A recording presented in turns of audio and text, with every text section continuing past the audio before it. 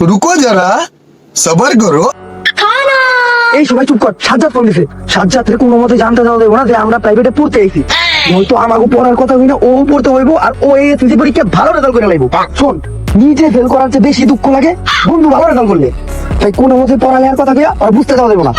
Hello ভালোবাসার বন্ধু BTS Sajjad. আরে কেন করতেছে, আমরা তো পুরো চিল করতেছি। কালকে এসএসসি পরীক্ষা না, এই খুশিতে আমরা সবাই মিলা ব্রেকফাস্টের সময় হোটেলে লাঞ্চ করতেছি। আরে মামা দুইটা রুটি সাথে একটা ডাল ভাজা। এই মামা আমারে দই দিন, ক্যালসিয়াম লাগবে ক্যালসিয়াম। কি রে তোরা চিল করতে কোন হোটেলে গেছিস রে?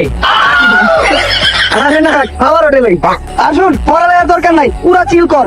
ওই না লেখা কেন বড় লোক হইছে। ও আমিও হোটেলে তোকে পিছে সিটে বইয়া সম্পাপড়ি খাইতাছি।